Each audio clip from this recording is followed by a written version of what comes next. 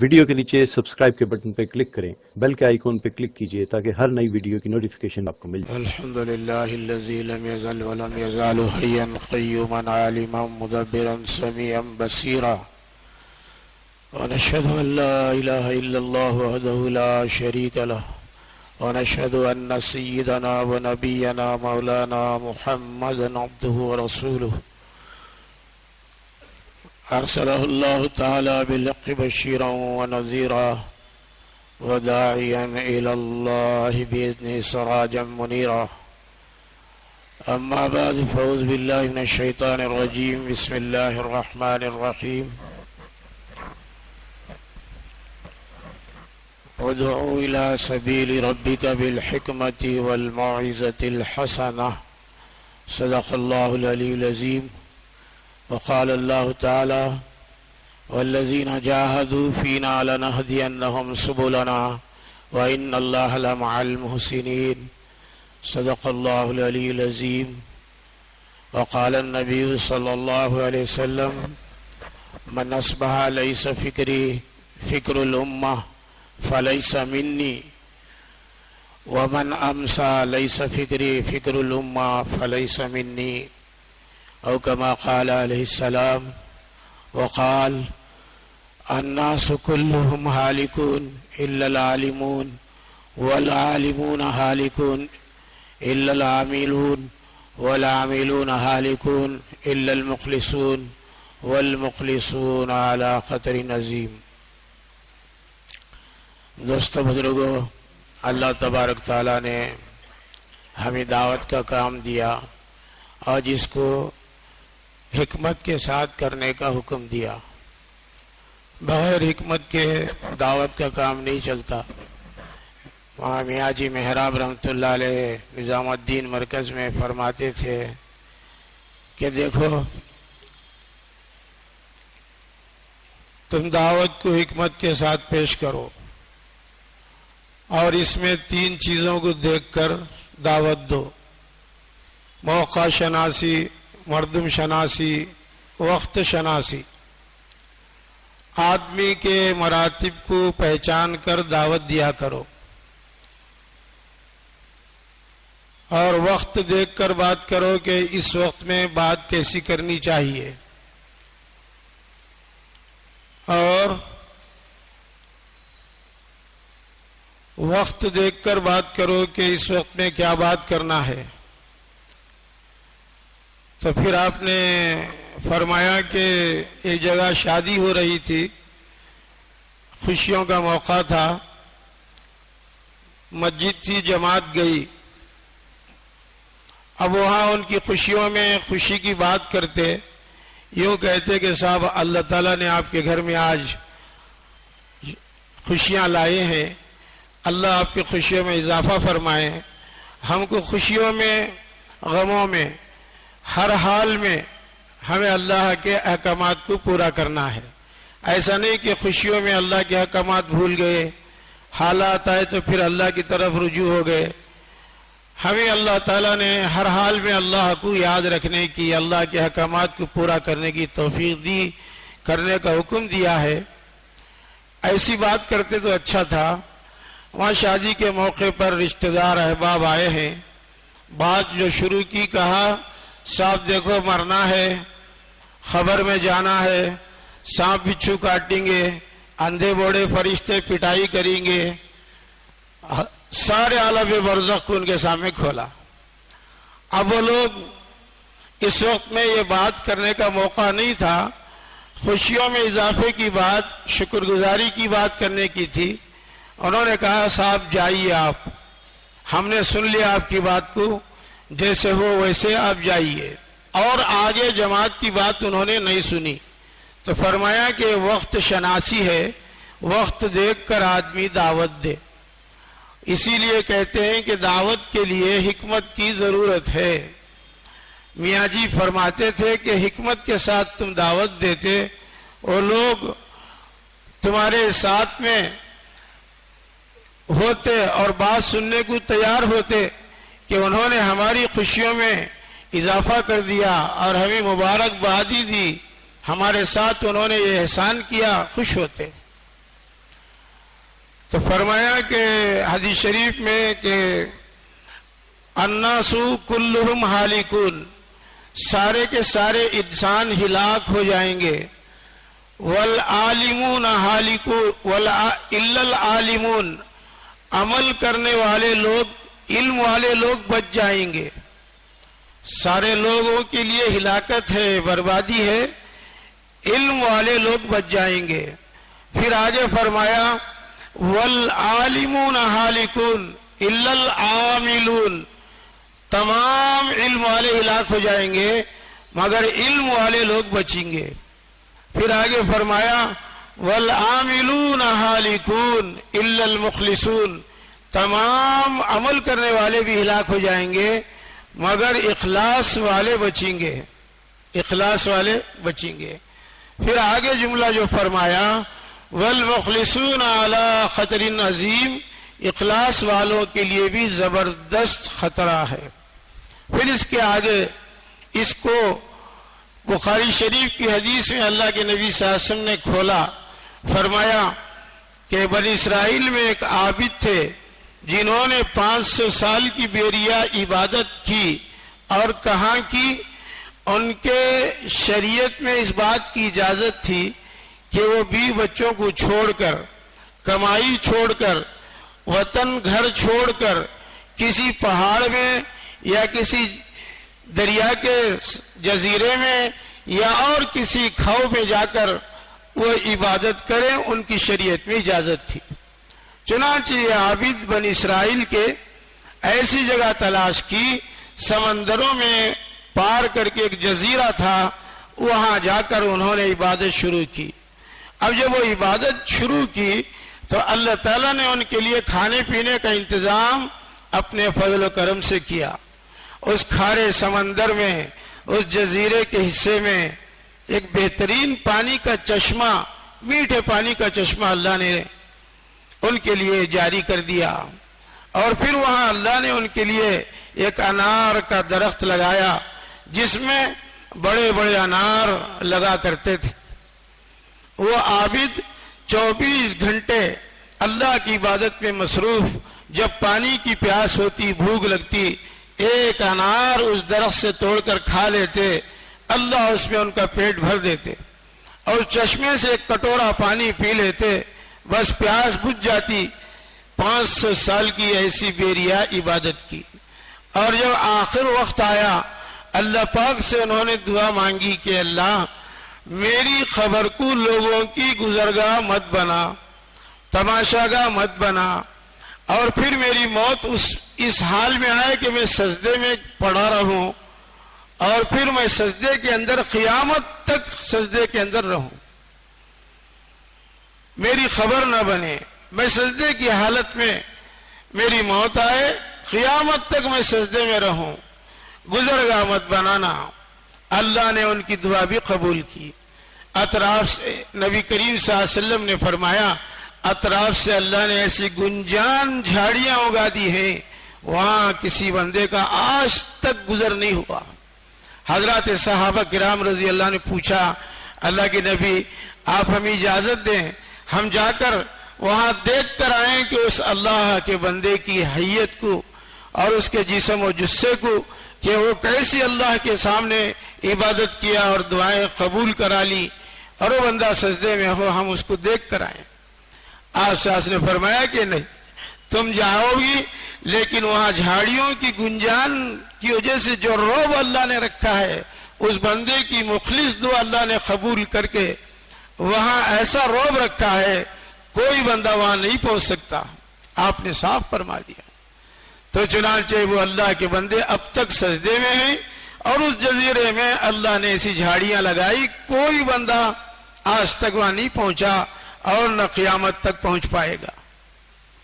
چنانچہ اللہ تعالیٰ نے جب ان کی روح کو آسمان پر فرشتے لے کر گئے، اللہ تعالیٰ نے فرمایا کہ ہمارے عابد بندے، مخلص بندے، تو نے ہمارے سامنے بیریا جو عبادت کی، جاؤ جاؤ ہمارے فضل سے جنت میں چلے جاؤ، ہمارے فضل سے جنت میں چلے جاؤ۔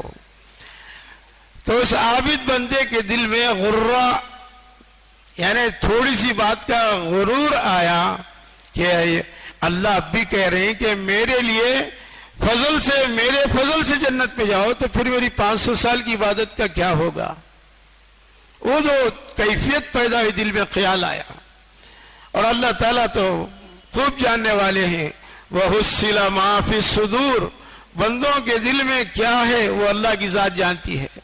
کئی آیتوں میں وَلَقَدْ نَعْلَمُ مَا تُوَسْوِسُ نَفْسُكَ، تیرے دل میں کیا وسوسہ آ رہا ہے بندے. ہم وسوسہ جو نیکی کا ہے گناہ کا ہے ہم جاننے والے. وَنَحْنُ أَقْرَبُ مِنْ حَبْلِ الْوَرِيدِ، ہم تیرے شہرک کے قریب ہیں. اللہ کی حاضری، اللہ حاضر و ناظر بندوں کو سمجھا رہے. اس بندے کے دل میں جو خیال آیا کہ اب بھی ہم اللہ کے فضل سے جنت میں جائیں، 500 سال کی عبادت کا کیا ہو. اللہ تعالیٰ نے فرشتہ سے فرمایا کہ ان کو جہنم سے 500 سال دور جہنم کا ایک راؤنڈ لگاؤ، ادھر سے لے کر آؤ. اب وہ جہنم کی گرم ہوائیں جو چلی، ان کو سخت پیاس کی حاجت ہوئی. 2 قدم چلے تھے کہ پانی مانگا. فرشتے لے کر آئے کہ اللہ یہ پانی مانگ رہے ہیں. فرمایا کہ ان سے کہو پانی تو ملے گا جس کے پاس 500 سال کی بیریا عبادت ہو. کہا اللہ میرے پاس ہے. لے لیے عبادت اور ان کے گلاس کا پانی پیش کر دیے، پانی لے لیے. اب اللہ نے پوچھا کہ بندے بتاؤ اب کس کے فضل سے جنت میں جاؤ گے. بات ٹھکانے لگی، بات سمجھ میں آئی. تو بندہ کبھی اپنے اعمال پر غرور غرہ نہیں کرنا چاہیے، بلکہ اللہ سے مانگنا چاہیے کہ اللہ تو قبول فرما لے اور فضل فرما دے. تو پھر میری عبادت ویسی ہے نہیں کہ جس سے میں غرور کر سکوں. اللہ تعالیٰ بندوں کے دلوں کو خوب جاننے والے ہیں، اور اللہ رب العزت بندوں کو اپنے فضل سے ہی جنت میں داخل فرماتے ہیں. حدیث شریف میں آیا کہ سارے من اصبح لیس فکری فکر الامہ فلیس منی، میرا امتی وہ جو صبح اس حال میں کرے میری امت کا درد اور فکر اس کے سینے میں ہو، وہ میرا امتی ہے. لیس فکری فکر الامہ، صبح اس حال میں کیا، اس کے دل میں امت کا درد و فکر نہیں ہے، فرمایا وہ میری امت میں سے نہیں ہے. پھر آپ نے فرمایا ومن امسا، شام اس حال میں کرے میرا امتی کہ اس کے دل میں میری امت کا درد و فکر ہو، وہ میری امت میں سے ہے، اور اس کی شام امت کے فکر میں درد میں نہیں ہو رہی ہے، فرمایا وہ میری امت میں سے نہیں ہے. تو ہمیں فکریں کرنے کا اور ان فکروں میں قدموں کو بڑھانے کا حکم دیا گیا ہے. آگے کرنے والے اللہ ہیں، دلوں کے پھیرنے والے مالک اللہ ہیں. دعوت اس امت کا خاصہ ہے، اللہ نے اس امت کو دعوت کے ساتھ جوڑا ہے. یہ امت جب تک دعوت پر قائم تھی اللہ تعالیٰ بلندیوں پر رکھا تھا، ایمان بنتا تھا اور اعمال میں جان پیدا ہوتی تھی. اور یہ امت جب دعوت کو بھول گئی تو پھر حالات تو آئے کہ اندر سے اللہ تعالیٰ کے اوامر کو پورا کرنے کا جذبہ نکل گیا. بغداد جہاں اللہ تعالیٰ نے سب سے بڑے بڑے اولیاء اللہ کو پیدا کیا، سارے اولیاء اللہ کا گڑھ، اتنے بڑے بڑے اللہ اولیاء پیدا ہوئے، وہاں پھر وہ حال آئے کہ مستنصر باللہ عباسی خاندان کے، امیہ خاندان کے بادشاہ غالباً، فرمایا کہ ان لوگوں کے زندگی میں ان اللہ والوں کی وہ محنتیں تھیں، وہ کوششیں تھیں، وہ جذبات تھے، وہ فکریں تھیں. سارا بغداد بڑا سا جامعہ تھا، وہاں پر بڑے بڑے علماء نکلے، فضلاء نکلے، اور بڑے بڑے اللہ والے بنے، محدثین مفسرین بنے. اب وہ بغداد ان خلیفاؤں کے بادشاہوں کے زمانے میں عجیب حالات طاری ہو گئے. لوگوں میں 5 وقتہ نماز نکل گئی، جمعہ نکل گئی. سارا بغداد مسلمانوں کا، جس بغداد پر بڑے بڑے اللہ والوں نے محنت کر کے زبردست مزاج بنایا تھا، ایسا ماحول بنایا تھا. چرواہا بغداد کی پہاڑیوں میں چند بکریوں کو لے کر چرا رہا ہے، اور خلیفہ بادشاہ کی بیٹی اپنی سہیلیوں کی تشکیل کی، چلو سیر تفریح کرنے کے لیے ہم بغداد کی پہاڑیوں میں جائیں گے، ذرا گھوم پھر کر اپنے توشے پانی لے کر ساتھ جا کر کھا پی کر مزے کر کے آئیں گے۔ شہزادی کی تشکیل پر اس کی بہت ساری سہیلیاں تیار ہو گئیں، اپنے توشے پانی لے کر بغداد کی پہاڑیوں میں چلے گئے، آدھا دن تک گھومتے پھرتے رہے۔ اللہ کی کرنی کہ آسمانوں میں کالے بادل آئے اور گرج، زوردار گرج شروع ہو گئی، اور ٹھنڈی ٹھنڈی زوردار ہوائیں چلنے لگی، اور پھر ان ہواؤں میں اور ان گرج میں اور زوردار طوفانی بارش شروع ہو گئی۔ دن میں اندھیرا ہو گیا، دوپہر میں شہزادیاں پریشان، شہزادی کی سہیلیاں سب پریشان ہو گئی، کہا کہ اب کہاں جائیں؟ دن میں اندھیرا ہو گیا، زوردار بارش، بادل گرج رہے، بجلیاں چمک رہے، اب یہ حال ہے، ان ہواؤں میں ہم کہاں جائیں؟ جس کو جو غار ملی وہ لڑکی وہ وہاں چھپتی چلی گئی، اور پھر شہزادی کو جو غار ملی وہ جو بغداد کا چرواہا، بکریاں چرانے والا، چند بکریوں کو لے کر ایک بڑی غار میں وہ چھپا تھا، شہزادی کو وہ غار ملی۔ جب بجلی کی چمک آئی تو اس کے روشنی میں دیکھی کہ بکریاں، ایک نوجوان چرواہا بیٹھا ہے۔ شہزادی گھبرا گئی کہ اب میری عزت کی کوئی خیر نہیں ہے، وہ گھبرا گئی، اور پھر وہ جو چرواہا ہے وہ اپنے ایمان کے بارے میں گھبرا رہا ہے۔ بادشاہ کی لڑکیاں، مالداروں کی لڑکیاں خوبصورت حسین ہوتی ہیں، اچھے کپڑوں میں حسن دوبالا ہو جاتا ہے، شہزادی تھی، خوبصورت تھی، اور شہزادے کی نگاہ اس پر پڑی، اس کی نگاہ اس پر پڑی۔ شیطان، حدیث شریف میں آتا ہے کہ جہاں ایک مرد ایک عورت ہو، شیطان دونوں کو ملائے بغیر، دونوں سے گناہ کرائے بغیر کوشش کرتا ہے کہ چھوڑنے والا نہیں۔ چنانچہ حضرت عمر رضی اللہ عنہ کا مقولہ یاد آ گیا، حضرت فرماتے تھے بند کمرے میں ایک ہڈی پرانی مرد کی، ایک ہڈی عورت کی ڈال دو، دروازہ بند کر دو، شیطان دونوں ہڈیوں کو ملائے گا۔ اس سے مراد حضرت عمر رضی اللہ عنہ فرماتے ہیں کہ ایک بوڑھا آدمی، ایک بوڑھی عورت جنہیں کوئی نفسانی خواہش نہیں ہے، بند کمرے میں کر دو، شیطان دونوں کو جمع کرے گا۔ حضرت عمر نے ہڈی سے تعبیر دی۔ تو یہ شہزادہ جوان تھا، اس کے دل میں ڈر پیدا ہو رہا ہے کہ اللہ میرا ایمان کیا ہوگا۔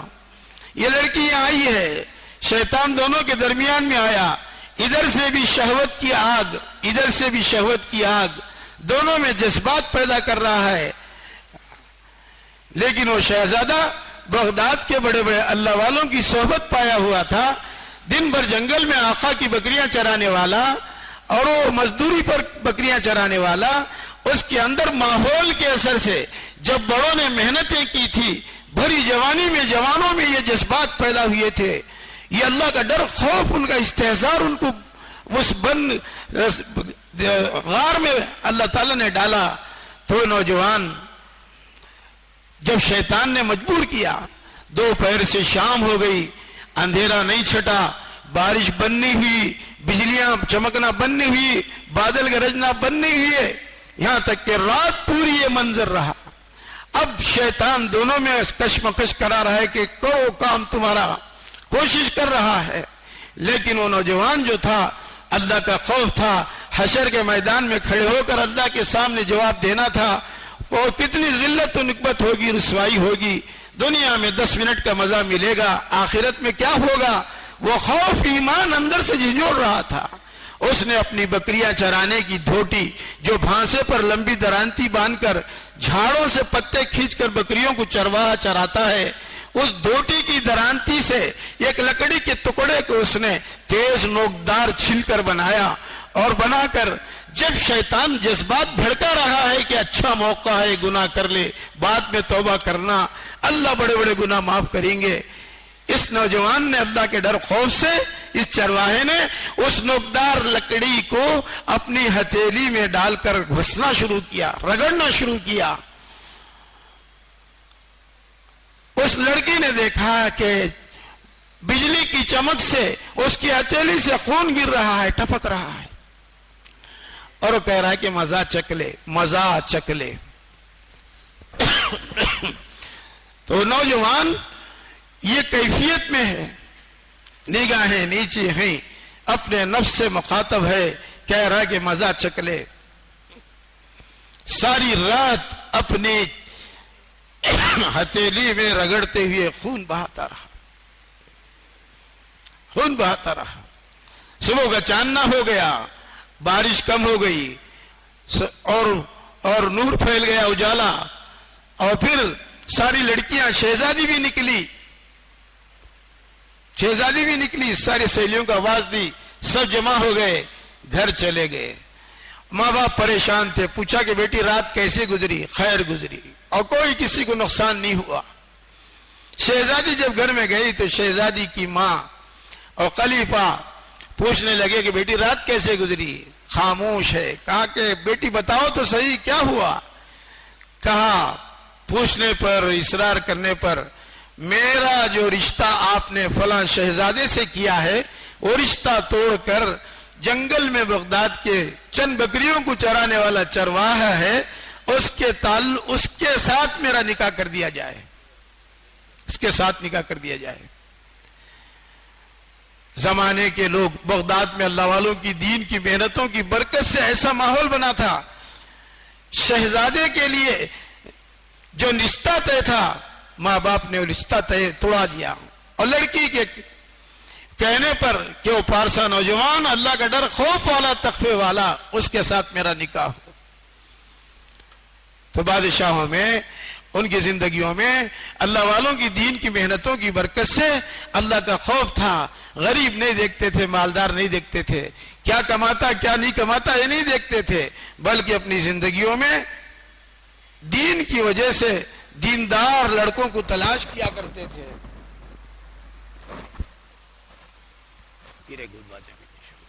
اللہم صلی علی محمد۔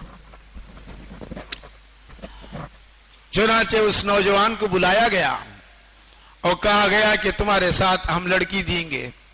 نکاح ہوا، اللہ نے 70 اولیاء اللہ اس جوڑے میں پیدا فرمائے، بڑے بڑے اللہ والے پیدا ہو گئے۔ تو یہ دین کی محنت کی برکت ہے۔ ماحول ایسا بنا تھا، جب یہ ماحول دھیرے دھیرے ختم ہو گیا، بغداد میں وہ دن آیا۔ دعوت تاریخ عظیمت میں مولانا علی میاں رحمت اللہ علیہ زبردست واقعات بغداد کے لکھے ہیں، جس کے اندر فرمایا کہ جب دین کی محنتیں ختم ہو گئی، ماحول ختم ہو گیا، دھیرے دھیرے وہ وقت آیا لوگ 5 وقتہ نماز پڑھنا چھوڑ دیے، حتیٰ کہ جمعہ چھوڑ دیے۔ رمضان شریف آتا تو کب آیا رمضان کسی کو پتہ نہیں چلتا تھا، بس اتنا پتہ چلتا تھا کہ اب رمضان کی عید ہے آج۔ تو خلیفہ بغداد میں اعلان کرا تھا، ہم عید کی نماز پڑھنے کے لیے جا رہے ہیں۔ لوگوں میں اعلان ہوتا تو لوگ تیار ہوتے، اور بادشاہ کا حکم ہوتا کہ ناچتے گاتے بجاتے عیدگاہ پہنچتے تھے۔ اور جب ان کی سواریاں نکلتی ناچتے گاتے بجاتے عیدگاہ، عید کی نماز جو واجب ہے پڑھنے جا رہے 2 رکعت، تو جاتے جاتے زوال کا وقت ہو جاتا۔ عیدگاہ پہنچے، زوال کا وقت ہو گیا۔ امام نے کہا کہ بھائی اب عید کا وقت ختم ہو گیا ہے، اب عید کا وقت ختم ہو گیا ہے، اب نماز نہیں ہے۔ سارے لوگ پھر خوشیوں سے ناچتے بجاتے عصر کے وقت میں بغداد میں پہنچتے تھے۔ عیدوں کا یہ حال تھا۔ پھر اللہ تعالیٰ نے 6 یا 7ویں صدی کے درمیان میں ان بغداد کے ان مسلمانوں کے لیے اللہ نے ایک عذاب کی شکل اتاری۔ یہ لوگ اپنے گھوڑے پال کر بیچا کرتے تھے، اور کمزور لوگ تاتاری قوم کے، جن کی ایک گوسی بنی ہوتی تھی، پورا بدن ننگا، عورتیں مرد، وہ لوگ گھوڑے چرا چرا کر بغداد میں لا کر ان کو بیچا کرتے تھے۔ بغداد کے مسلمان فربا گھوڑے، خوب مضبوط گھوڑے ان لوگوں کے ہاتھ سے خرید لیتے، اور پھر ان کے پیسے ان کو واپس نہیں کرتے، پیسے نہیں دیتے تھے، الٹا ظلم کرتے، گھوڑے کھینچ لیتے، پیسہ نہیں دیتے۔ دعوت چھوٹی، حالات یہ آئے کہ مسلمانوں نے کمزوروں پر، پہاڑوں میں رہنے والی قوم پر بربریت، ظلم، ان کے ساتھ جبر کرنا شروع کیا۔ تو یہ قوم کے لوگوں نے اپنے سردار سے جا کر کہا ہمارے ساتھ مسلمانوں نے ایسا کیا ہے۔ تو سردار نے کہا کہ دیکھو، مسلمانوں سے ٹکر لینا دور کی بات، مسلمان کے آنکھ میں آنکھ ملا کر بات کرنا بھی ہم سے نہیں ہو سکتا، اس لیے کہ مومن بڑا پاورفل ہوتا ہے، اس کے ساتھ اللہ کی طاقت ہوتی ہے، وہ اللہ کی طاقت کے ساتھ چلتا ہے۔ اسی لیے فرمایا حدیث شریف میں اتقوا بفراست المؤمن فإنه ينظر من نور اللہ، مومن کے تقوی سے ڈرو، مومن کی نگاہ سے ڈرو، مومن کی نگاہ سے بچو، اس لیے کہ وہ اللہ کے نور سے دیکھتا ہے، اپنے آنکھ سے نہیں، اللہ کی آنکھ سے، اللہ کے نور سے دیکھتا ہے۔ وہ لوگ جانتے تھے کہ مسلمان، ان کے ساتھ اللہ کی مدد ہے، اسے ٹکر نہیں لے سکتے۔ چنانچہ ساری قوم کو لے کر آیا، اٹھاؤ ان کو، خلیفہ کے دربار میں پہنچے، کہا خلیفہ ہمارے لوگوں کے گھوڑے تمہارے مسلمانوں نے، تمہاری رعایا نے لے کر پیسے نہیں دیے ہیں، آج تک ایسا نہیں ہوا، پتہ نہیں آپ ہمارے ساتھ انصاف کیجئے، ہمارے ساتھ انصاف کیجئے، یا تو گھوڑے واپس کرائیے یا تو پیسہ دلا دیجئے۔ خلیفہ نے سنی انسنی کر دی، انہوں نے بہت مطالبہ کیا اور ان کو کوئی ان کا مطالبہ پورا نہیں کیا۔ تو چنانچہ وہ قوم پوری پھر پہاڑیوں میں گئی، یہ تاتاری قوم تھی، اس نے اپنے ساری قوم کو جمع کیا اور کہا کہ آج تک مسلمانوں نے ایسا نہیں کیا، دھوکہ نہیں دیا، مسلمان کی شان نہیں ہے۔ گویا ایسا معلوم ہوتا ہے کہ وہ اللہ سے نہیں ڈر رہے ہیں، تو پھر جب اللہ سے نہیں ڈر رہے ہیں تو اللہ مدد بھی ان کی نہیں کرے گا۔ ساری قوم کو جمع کر کے کہا کہ میں پھر ان مسلمانوں کے خدا سے پوچھتا ہوں۔ پہاڑ کے ایک اونچائی پر چڑھا اور چڑھ کر گوسی مارا ہوا ہے، ہاتھ میں لکڑی پکڑا، ایک ہاتھ اٹھایا اور کہا اے مسلمانوں کے خدا، اب بھی تو مسلمانوں کی مدد کرتا ہے تو ہم ان سے بدلہ نہیں لے سکتے، ہم اپنا حق مانگ نہیں سکتے، اب تو ان کا اگر حق ان کی مدد نہ کرے ہم ان سے مانگ لیں گے اپنا حق۔ ایک صبح سے لے کے شام تک ایک ٹانگ پر لکڑی ٹیک کر ہاتھ اٹھا کر مانگتا رہا، مسلمانوں کی خدا ہم تیری طاقت کو نہیں پہچانتے، ہم مسلمانوں کے حالات کو دیکھتے ہیں، شروع ہجری سے لے کر 600-700 سال کے درمیان میں کہ ان کے حالات، ان کے واقعات، ان کی مددیں اللہ کے ساتھ، ان کی مٹھی بھر جماعت ہزاروں پر لاکھوں پر بھاری ہونا، اب اس نے کیا کیا اللہ سے مانگا۔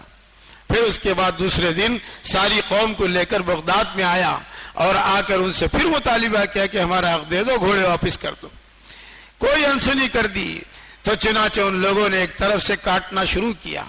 جب مسلمان اللہ کے احکامات سے، دعوت کی محنت سے روگردانی کرتا ہے، اللہ کے اوامر کو، رسول اللہ صلی اللہ علیہ وسلم کے طریقوں کے ساتھ زندگی گزارنے سے بیزار دور ہو جاتا ہے، اللہ نہتے کمزوروں کے ساتھ ان کا صفایا کرتے ہیں۔ ایک طرف سے بغداد میں کاٹنا شروع کیا اور اتنا روب دشمن کا پڑا کہ کوئی بہادر سے نوجوان مسلمان بھی ان کا مقابلہ نہیں کر سکا، اور یہاں تک کہ تاریخ دعوت عظیمت میں حضرت نے لکھا ہے 17 لاکھ مسلمان مردوں عورتوں کو انہوں نے ایک دن میں کاٹا ہے۔ 60,000 عورتیں دجلہ میں کود کر اپنی جانیں دے دی۔ سارا بغداد 3 دن تک سناٹا چھا کر، سناٹا، قتل عام ہوتا رہا، خون بہتا رہا۔ حضرت لکھتے ہیں اگر خون جو بغداد میں بہا ہے، گھوڑے کو اگر اس خون میں لے جایا جائے تو گھوڑے کے پیٹ کو خون لگتا تھا، اتنا خون بہایا۔ فرمایا کہ یہ اللہ جس علاقے میں، جس زمین پر بڑے بڑے اللہ والوں نے بہترین نظام بنایا تھا، بہترین اللہ کا ڈر خوف لایا تھا جوانوں میں، انہوں نے ایسا کیا۔ تو چنانچہ ساروں کو کاٹ لیا، سب کو کاٹ دیا۔ اور جنگلوں میں پہاڑیوں میں بغداد کی یہ لوگ تلاش کرتے تھے. کوئی مسلمان مل گیا تو لاؤ پکڑو ذبح کرو. چنانچہ ایک عورت کو ایک مسلمان مل گیا. اس نے کہا تو مسلمان ہے ٹھہر جا, میرے خیمے میں چاقو ہے, میں لا کر تجھے ذبح کروں گی. اتنا روب پڑا, سام گیا, ٹھہر گیا. وہ عورت چاقو لے کر آئی, کہا کہ لیٹ جا. چوں چرا کیے بغیر مسلمان جوان لیٹ گیا, سینے پر پیر رکھ کر ٹوٹی پھوٹی چاقو سے اس کی گلے کو کاٹ کر تن سے جدا کر دی. یہ روب اللہ کے احکامات کے چھوڑنے پر. صحابہ وہ تھے جو جنگ کے میدانوں میں بڑے بڑے لشکروں کے سامنے ڈٹ کر کھڑے ہو جاتے تھے, اور اللہ تعالیٰ نے صحابہ کی جیسی مدد کی. حالات کے بعد اللہ تعالیٰ نے ان لوگوں کے ساتھ میں یہ معاملہ کیا. اور ایک بزرگ تھے, سہروردی خاندان کے سلسلے کے بزرگ. سہروردی یعنی 4 سلسلے اولیاء کرام کے, قادریہ, چشتیہ, نقشبندیہ, قادریہ, چشتیہ, سہروردیہ, یہ 4 سلسلے کے بزرگ تھے. وہ ان لوگوں کی بغداد میں لوگوں کی نماز روزہ, بے دینی بے حیائی کی زندگی, اللہ اس کے رسول سے غفلتوں والی زندگی کو دیکھ کر وہ اللہ اللہ کرتے ہوئے کہیں چھپے ہوئے تھے. تاتاری قوم کے ایک نوجوان نے حضرت کو پکڑ کر لایا, اور لا کر ان سے پوچھا سب کے درمیان میں, بتاؤ تمہاری داڑھی بہتر ہے یا یہ میرا کتا جو میرے روٹی کے ٹکڑے کھا کر وفاداری میں خوشی میں دم ہلاتا ہے. کتا خوشی کے موقع پر دم ہلاتا ہے, بلی غصے میں آئی تو دم ہلاتی ہے. میرا کتا جو میرے روٹی کے ٹکڑے کھا کر میری وفاداری میں دم ہلا رہا, یہ کتے کی دم بہتر ہے یا تمہاری داڑھی بہتر ہے؟ حضرت نے اطمینان سے جواب دیا. اور یہ تاتاری قوم دیکھ رہی تھی, جتنے مسلمانوں کو جنگلوں سے غاروں سے پکڑ کر لا رہے تھے, بدن میں تھرتھری کپ کپی تھی, چہرے پر ہوائیاں اڑ رہی تھی موت کے ڈر کی وجہ سے, چہرے پیلے پڑ گئے تھے موت کی وجہ سے. اور یہ اللہ والے ہیں, اطمینان ہے, چین ہے, سکون ہے, اللہ کی یاد میں ہیں, کوئی تھرتھری نہیں, کوئی پریشانی نہیں, چہرے پر کوئی موت کا آثار, ڈر خوف نہیں. ان لوگوں سے بڑے اطمینان سے آئے. تو اس نے ہمت کر کے پوچھا کہ کتے کی دم بہتر تمہاری داڑھی بہتر؟ کہا کہ سنو, اگر میرا خاتمہ ایمان پر ہو گیا, کلمے پر میری موت آئی, میری داڑھی بہتر, خاتمہ ایمان پر نہیں ہوا, تیرے کتا اس کی دم بہتر. اس نے کودا تخت سے اور کہا بتاؤ ایمان کیا ہے. انہوں نے ایمان کو کھولا, مغیبات کو کھولا. ایمان اسے کہتے ہیں, مفصل ایمان مفصل کو بیان کیا. اللہ پر ایمان لانا, کتابوں پر ایمان لانا, رسولوں پر ایمان لانا, ساری تفصیلات 7 ایمان کی صفات کو کھولا اور بیان کیا. اور بہت ساری باتیں ایمان کے تعلق سے بیان کی. مغیبات کو بتایا کہ اللہ مرنے کے بعد قبر میں, حشر میں, آخرت میں, ساری چیزوں میں ایمان والے کا اکرام ہوگا. دوست بزرگوں, اللہ تعالیٰ نے تاتاری قوم کو اس بزرگ کے ذریعے سے ہدایت دی, اور اللہ ان سے پھر دین کا کام لیا ہے. لکھا ہے کہ 30 سال کے بعد اس نے اپنے اسلام کا اعلان کیا. پھر اللہ نے اس قوم سے اس دعوت کے کام کیوں اللہ تعالیٰ نے امت کے اندر پھیلانے کے لیے, امت کے چلانے کے لیے اس قوم کو قبول کیا. وَإِن تَتَوَلَّوْا يَسْتَبْدِلْ قَوْمًا غَيْرُكُمْ ثُمَّ لَا يَكُونُوا أَمْثَالُكُمْ. اللہ کہتے ہیں قرآن کریم کے اندر کہ تم ماں پیٹ کے مسلمان ہو, اگر حیات زندگی میں جان مال لگانا اللہ کے راستے میں چھوڑ دو گے, اور اللہ کے راستے میں نکلنا چھوڑ دو گے, اور پھر تم اپنے کاروبار میں, اپنے بیوی بچوں میں, اپنے کھیتیوں میں, اپنی زراعتوں میں اور اپنی مشغولیات میں تم پڑے رہو گے, تو پھر کیا ہوگا؟ تم ہی ہٹائیں گے. یستبدل قوما غیرکم, ہٹا کر ایسی قوم کو ہدایت دے کر ان سے ہم کام لیں گے. ولا تضروہ شیئا, تم اللہ کا کچھ بگاڑ نہیں سکو گے. ان اللہ علی کل شیء قدیر, اللہ کی ذات بڑی قدرت والی ہے. اللہ نے کر کے دکھایا آدھی صدی کے اندر کہ تم پہچانو کہ دعوت کے کام کی طاقت, دعوت کا کام کتنا عظیم ہے. اور اس کام کے ذریعے سے اللہ نے 1.25 لاکھ انبیاء علیہ السلام کو, کم و بیش علماء فرماتے 2 لاکھ انبیاء کرام کو اللہ نے اس راستے کے ذریعے سے ان کے اتباع کرنے والوں کو ہر زمانے میں اللہ نے کامیاب کیا. قرآن کریم میں اللہ نے واقعات کو انبیاء علیہ السلام کو بیان کیا کہ انہوں نے نبیوں کا ساتھ دیا تو ہم نے ان کے ساتھ کیسا معاملہ کیا اور ان کے ساتھ ہم نے کیسے ہماری مددیں ان کے ساتھ آئی. اور آج بھی اللہ قرآن کریم میں اللہ کا فرمان ہے وَلَا تَهِنُوا وَلَا تَحْزَنُوا وَأَنْتُمُ الْأَعْلَوْنَ إِن كُنتُم مُؤْمِنِينَ. پریشان ہونے کی، غمزدہ ہونے کی ضرورت نہیں ہے، تو یہ رنجیدہ ہونے کی ضرورت نہیں ہے. شرط یہ کہ تم مومن بن کے دکھاؤ. ایمان کے بننے کا راستہ اللہ نے دعوت کا راستہ رکھا ہے. چند دن کے لیے بھی بچوں کو، کاروبار کو آگے پیچھے کر کے اپنے اوقات کو اللہ کے راستے میں لگانے پر ایمان بننے کے وعدے ہیں. ساری دنیا میں یہ آواز لگائی جا رہی ہے بھائی بننے کا راستہ یہ ہے. کار بننے کا راستہ، بگڑی چیزوں کے بننے کے فیکٹریاں، کمپنیاں، دنیا میں ہر ٹوٹی پوٹی چیز، بیکار چیزیں، پلاسٹک، ساری چیزیں کمپنیوں میں ڈال کر، کارخانوں میں ڈال کر اسی تیاری کر کے اس کو نیا بنا کر لا کر بازار میں لٹکایا جا رہا ہے. آدمی چیزوں کو دیکھ کر دل للچاتا ہے کہ کیا اچھی چیزیں ہیں پلاسٹک میں لے لوں. ہر چیز کے بننے کے راستے اللہ نے بنائے ہیں. کپڑے کے ٹکڑوں کو جوڑنے میں ٹیلر کا دکان لگایا اور گاڑیوں کے خراب ہونے پر ورک شاپ لگایا میکینک کی. ڈاکٹر بیمار ہو گئے تو ڈاکٹروں کے اللہ نے اسپتال لگائے. اور اپنے گھر بنانے، مکان بنانے میں انجینئروں کی اللہ نے ان کی آفیسیں لگائی. تو آج دنیا میں ہر چیز کے بننے کا ایک راستہ ہے. یہ مسلمان کے اندر جو خرابی آ گئی، دنیا کی بھی، بچوں کی، مال کی، چیزوں کی، وطن کی، گھر کی محبتیں آ گئی. اللہ قرآن میں ان ساری چیزوں کا تذکرہ کر رہے ہیں.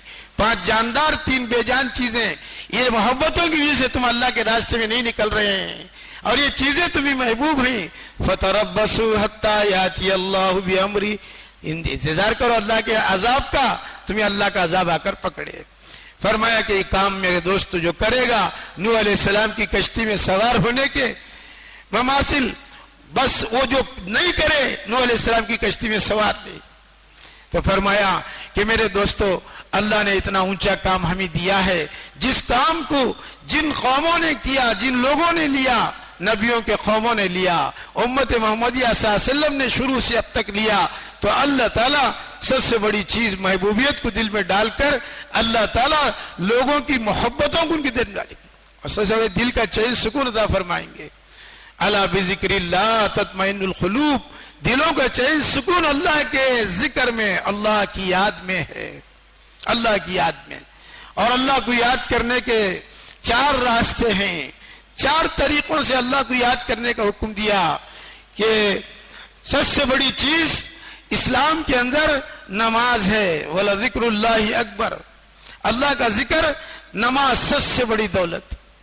دوسرا قرآن مجید کی تلاوت، جو قرآن پڑھنا جانتے ہیں روزانہ 1 پارہ، 5 نمازوں میں اگر آپ پارہ بھی پڑھ لیں، 2-4 صفحے پڑھ لیں، 1 پارہ ہو جاتا ہے. فرمایا کہ قرآن پاک کی تلاوت جن کو نہیں آتا ان کے لیے ہمارے شہر میں کیا کمی ہے. مدارس کی، مکاتب کی، پڑھانے والوں کی، ائمہ کی، علماء کی، حفاظ کی کیا کمی ہے. باوجود اس کے کہ آدمی برس ہو گئے جماعت میں لگ کر، قرآن آج تک دیکھ کر پڑھنا نہیں سیکھا. کتنی غفلت اور افسوس کی بات ہے. شبینہ بالغوں کے لیے مسجدوں میں جماعت کے ساتھیوں نے پیسے دے کر اپنی کمائی کے حافظ صاحب کو رکھ کر، بھائی بالغ حضرات عشاء کے بعد 8:30 کے بعد 9 بجے بیٹھ کر روزانہ 2-4 حروف پڑھ لیا کرو، سال بھر میں تم قرآن پڑھنے والے بن جاؤ گے. باوجود اس کے کہ آدمی باوجود اس کے کہ آدمی قرآن نہیں سیکھ رہا ہے. قرآن مطالبہ کرے گا، قیامت کی دن پکڑے گا کہ اللہ میرا حق اس نے ادا نہیں کیا. فرمایا کہ نماز، دوسرا قرآن مجید کی تلاوت، اور تیسری چیز میرے دوستو تسبیح لے کر یا انگلیوں پر اللہ کا ذکر کرنا. عام مسلمانوں کے لیے ہمارے اکابر فرماتے ہیں کہ سوم کلمہ 100 مرتبہ پڑھو، درود شریف 100 مرتبہ پڑھو، استغفر اللہ 100 مرتبہ پڑھو. روزانہ صبح و شام کا معمول بنانا. اگر آپ کو صبح میں دعوت کے کام سے فرصت نہیں ملی، موقع نہیں ملا، پھر کام کا وقت آ گیا، آپ رات میں یہ صبح کی تسبیح کی قضا کر کے صبح و شام کی تسبیح رات میں سونے سے پہلے کر لیا کرو. ناغانہ ہو تسبیح. اللہ کی یاد اتنی بڑی چیز ہے. درود شریف اللہ کے نبی صلی اللہ علیہ وسلم پر حدیث شریف پہ آتا ہے کہ اللہ کے نبی صلی اللہ علیہ وسلم جب دنیا میں تھے فرشتے آ کر آپ کو روزانہ سلام کرتے تھے. اور آپ جب دنیا سے پردہ ہوئے ہیں روزانہ صبح فرشتے 70,000 فرشتے آ کر آپ پر سلام کر کے درود بھیج کے جاتے ہیں. اور شام کو بھی 70,000 فرشتے آتے ہیں. حدیث شریف میں آتا ہے یہ صبح میں 70,000 فرشتے آئے تھے, قیامت تک یہ 70,000 فرشتوں کا نمبر لگتا نہیں. شام میں آنے والوں کا پھر قیامت تک نہیں لگتا. تو کتنی تعداد میں اللہ نے ہمارے نبی صلی اللہ علیہ وسلم پر, نبی رحمت پر درود پڑھنے سلام پڑھنے کے لیے بھیجے. اب ہم غافل ہیں. دعوت کا کام کرنے والا اپنے جیب میں تسبیح مسواک رکھ کر بھی غافل ہے. تو فرمایا کہ تسبیح یا تو آپ تسبیح لے کر پڑھو یا آپ انگلیوں پر پڑھو, قیامت میں انگلیاں گواہ دیں گی. اور چوتھی چیز اللہ کو یاد کرنے کی, رسول کریم صلی اللہ علیہ وسلم کی مقبول مسنون دعائیں.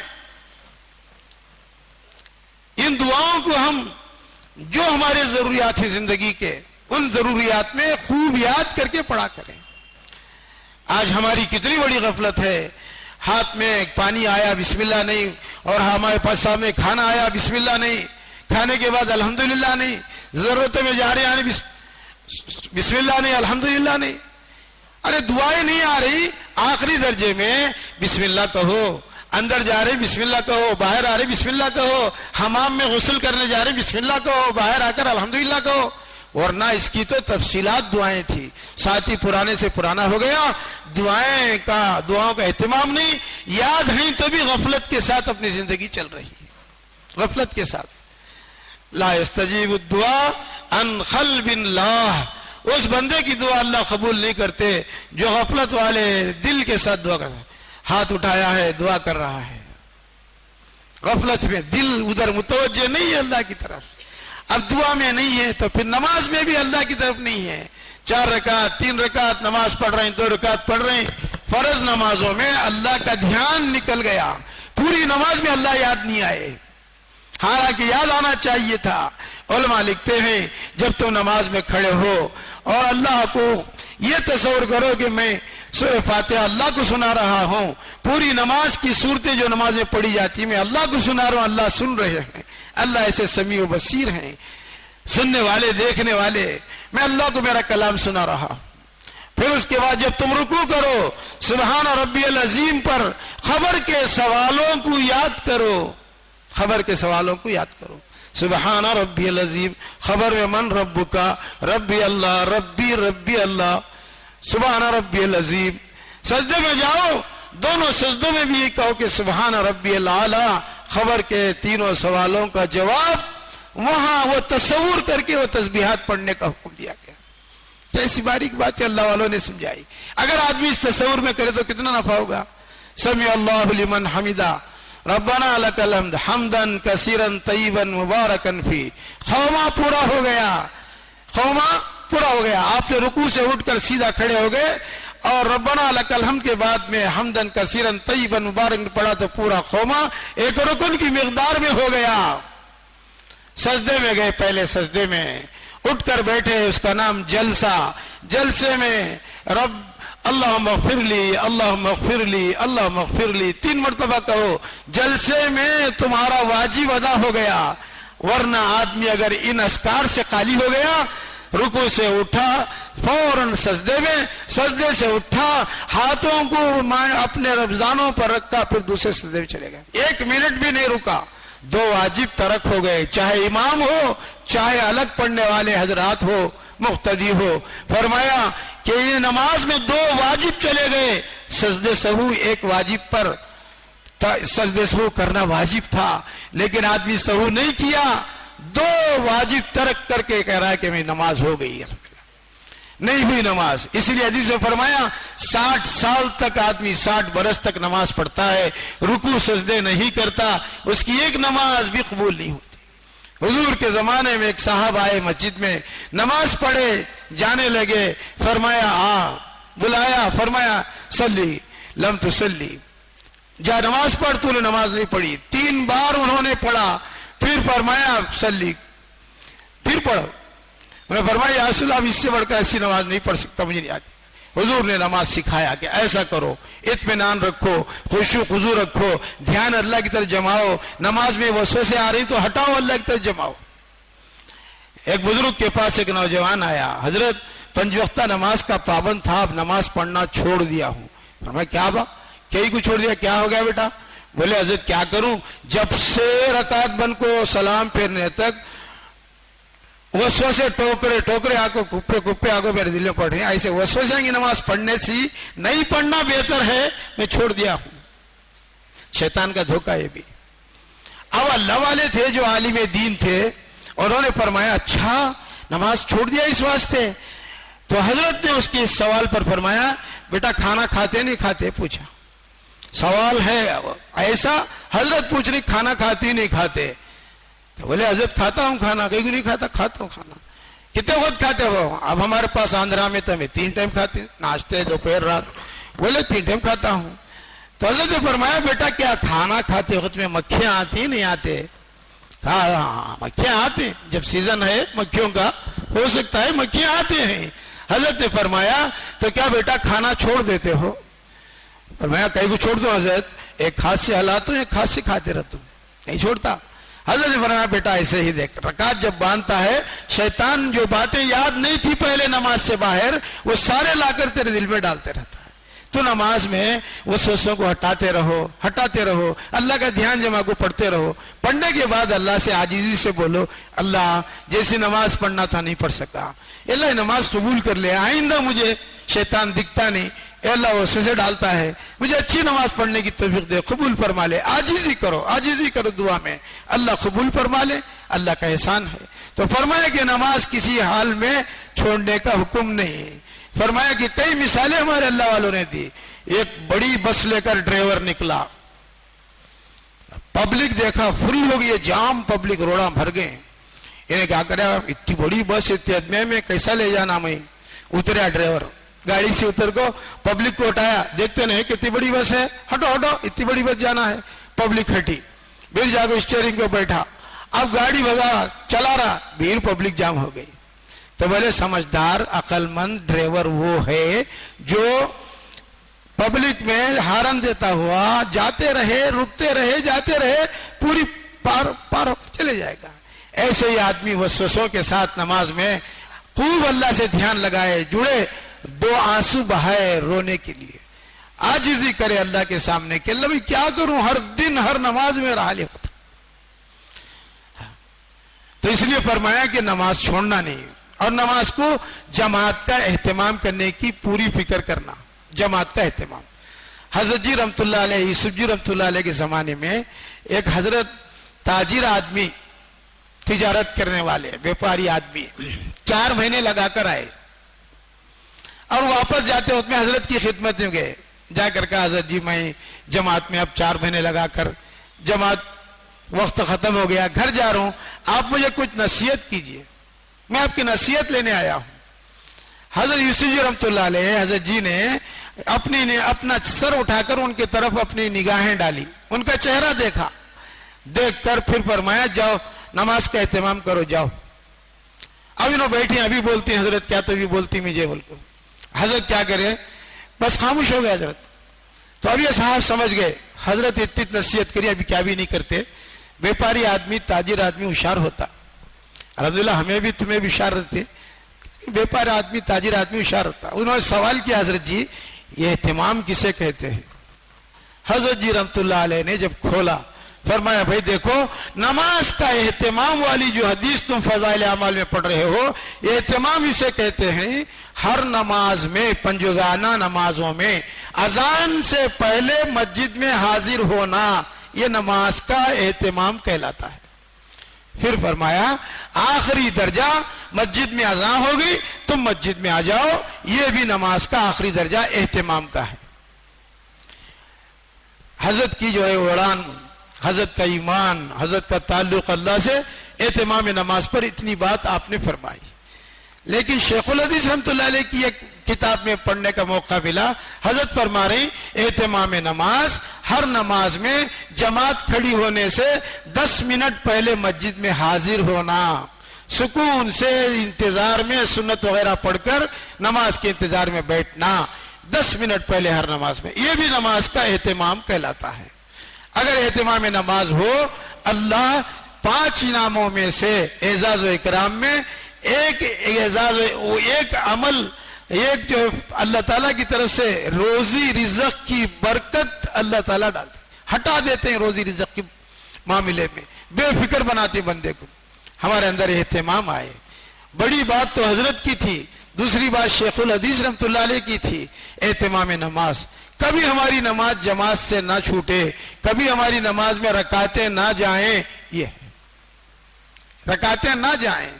حضرت اشرف علی تھانوی رحمۃ اللہ علیہ فرماتے ہیں جس بندے کو تمہیں دیکھو ہر دن نماز میں 5 نمازوں میں بھی 1 رکعت 2 رکعت 1 رکعت 2 رکعت 3 رکعت اس کی جاری ہے، وہ پیچھے اٹھ کے کھڑوں کو پڑھ رہا، آپ دیکھ رہے ہیں صبح میں بھی اس کی رکعتیں گئی، دوپہر میں بھی اس کی رکعت گئی، 5 نمازوں میں بھی یہ بندہ رکعتیں گوائے. حضرت شیخ رحمۃ اللہ فرماتے ہیں گناہ کی نحوست سے اللہ جماعت کی نماز پڑھنے کی توفیق چھین لیتے، جماعت کی نماز پڑھنے کی توفیق چھین لیتے گناہ کی نحوست سے. بعض مرتبہ آدمی جماعت میں رہتا، مسجد میں رہتا، جماعت کھڑی ہونے کے موقع پر عین ٹائم پر اس کی ضرورت کا تقاضا آ جاتا. اب وہ ضرورت کو جا کر آیا تک یہ نماز 1 رکعت 2 رکعت ہو گئی، کبھی پوری رکعت ہو گئی. فرمایا کہ جماعت میں ہے، اللہ کے راستے وقت لگا رہا، اب وہ تقاضا سے وہ آیا، وہ تقاضا پورا کر کے آیا تک یا تو رکعتیں گئی یا جماعت پوری ہو گئی. فرمایا اس بندے کا کوئی گناہ ہے جس گناہ کی نحوست سے اللہ جماعت کی نماز پڑھنے کی توفیق نہیں دی ہے. تو ہمیں ڈرنے کی بات ہے اور اللہ سے استحضار سے مانگنے کا حکم دیا گیا. لا یستجیب الدعاء عن قلب لا، غفلت والے بندے کی دعا اللہ قبول نہیں کرتے.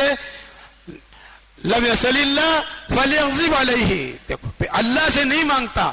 نماز تو پڑھا، پوری سنتیں نفلیں پوری نماز پڑھا، 5 وقت کی نمازوں میں پوری نمازیں پڑھ رہا، لیکن اللہ سے نہیں مانگتا. مانگنے کی طریقہ ہے، مانگنے سے نہیں مانگتا. فرماتے ہیں اللہ اسے غصے میں آتے ہیں. لم یصل اللہ، اللہ سے نہیں مانگتا، یغضب علیہ، اللہ اس پر غصے میں آتے ہیں. اللہ کا کیا رحم کرم کا معاملہ ہے. دنیا والے صبح کو خیرات لے کو گیا، شام کو وہی صورت لے کو آ گیا مانگنے والا، اسے پہچان کے بولتی ہے میں صبح کو لے گئے تو یہ پھر رہی تمہیں شام کو، بولتے نہیں بولتے. اللہ بول رہے نہیں مانگنے والے سے میں غصے میں آتا ہوں. آج ہماری دعائیں چھوٹی دعا، یہ دعا یوں کر رہا پکڑ کو، بہت سارے لوگ ہوں دعا. حضرت مولانا نور اللہ قادری رحمۃ اللہ فرمایا کہ دعا مانگنے کے لیے دونوں ہاتھ ملاؤ، اپنے چہرے کے قریب کرو، استحضار سے، قبول سے، عاجزی سے بہت دیر تک دعا مانگو. آج ہم نہ دعا مانگنے کی فرصت نہیں ہے. فرمایا کہ دعا ساری عبادتوں کا مغز اللہ نے دعا رکھا ہے. ہر عمل کے ساتھ میں دعا، ہاتھ اٹھاؤ اللہ سے مانگو. تو دعا کے لیے اللہ کے نبی علیہ الصلوۃ والسلام فرمایا کہ جتنا جو مانگنا ہے مانگو، اللہ کے خزانے میں کمی نہیں ہے، اور تم جو ہے اپنے طرف سے اس معاملے میں کمی مت کرو. تو میرے دوستو، اللہ کے راستے میں دعائیں قبول ہوتی ہیں. حضرات صحابہ نے دعائیں کی، اللہ نے قبول کی. ہر حاجت کو اللہ سے مانگنے کے لیے 2 رکعت تھی، ہاتھ اٹھا کر اللہ سے مانگا کرتے تھے، جس پر اللہ کی مددیں ان کے ساتھ آیا کرتی تھی. قتادہ، ابو قتادہ رضی اللہ تعالی عنہ غزوہ احد میں پہاڑ پر حضور صلی اللہ علیہ وسلم کو پیٹ کر کے کہ حضور پر کوئی تیر نہ لگے، کوئی تکلیف نہ آئے، خوب اپنے جو ہے اوپر بدن پر. ابو طلحہ رضی اللہ تعالیٰ عنہ بھی حضور کے چاروں طرف جو ہے پیٹ کر کے کھڑے ہو گئے کہ حضور کو کچھ تکلیف نہ گئے. اتنے میں حضرت ابو قتادہ رضی اللہ عنہ کے آنکھ میں ایک تیر آ کر لگا کافروں کی طرف سے، جس کی وجہ سے وہ آنکھ الٹ کر ان کے نخشارے پر گر گئی، اندر خالی ہو گئی، پوری آنکھ نکل کر ڈھیلا آ کر نخشارے پر پڑ گیا. اس نخشارے کو پکڑ کر جنگ ختم ہونے کے بعد نبی کریم صلی اللہ علیہ وسلم کے پاس پہنچے. فرمایا یا رسول اللہ میری جو ہے تیر لگ کر میری آنکھ باہر آ گئی ہے. حضور سے درخواست کی. حضور اکرم صلی اللہ علیہ وسلم نے فرمایا اب تو اگر اس آنکھ کے بدلے میں جنت میں جانا چاہتا ہے تو اس پر صبر کر لے, اور پھر تو آنکھ چاہتا ہے تو پھر تیرے لیے. تو حضور صلی اللہ علیہ وسلم فرمایا کہ یا رسول اللہ میری بیوی جوان ہے, اگر میری ایک آنکھ نہ ہو, اس ڈلے کو کاٹ دیا جائے تو کیا ہوگا میرے لیے آپ. تو حضور صلی اللہ علیہ وسلم نے مسکرا کر قتادہ جو حضور کی خدمت کیے تھے, حضور کو تیر آنے نہیں دیے تھے, اپنے بدن پر ابو طلحہ بھی اتنے زخم لیے تھے کہ پورا بدن جھلی جھلی ہو گیا تھا, تو فرمایا کہ ان کے آنکھ کو حضور صلی اللہ علیہ وسلم نے دست مبارک سے اندر ڈھکلا, اندر ڈھکل کر آپ نے دعا دی اللہم اجعل عینیہ, اللہم اجعل عینیہ حسنا, اے اللہ قتادہ کی آنکھ کو حسین خوبصورت بنا دے. جیسے ہی آپ نے اندر ڈھکل کر ہاتھ پھیر کر ہٹایا, حضرت قتادہ رضی اللہ فرماتے ہیں یہ آنکھ میں اتنی زبردست روشنی آئی, یہ آنکھ اس کے سامنے اتنی روشنی اس میں نہیں تھی. حضور صلی اللہ علیہ وسلم کا ساتھ دینے والا, خدمت کر کے. آج جو ملا دعا کیجئے, میرے لیے مخصوص دعا کیجئے, خاص دعا کیجئے. آپ نے کیا خدمت کی, جس بزرگ سے جس مولوی سے دعا کرا رہی آپ کوئی خدمت کی, ان کے ساتھ کوئی خدمت کا معاملہ ہوا, آپ کا کوئی ہدیہ تحفہ آپ نے دیا, کوئی پیر دبایا, کوئی ان کا ہاتھ ساتھ دیا گھر کے کام میں, کسی کام میں. فرمایا کچھ نہیں, دعا تو بس دعا کی درخواست ہے, دعا کی درخواست. فرمایا دعا کرانا ضروری ہے, میں اس سے انکار نہیں کرتا, لیکن فرمایا کہ دعا کے لیے اللہ تعالیٰ نے ایک ضابطہ رکھا ہے.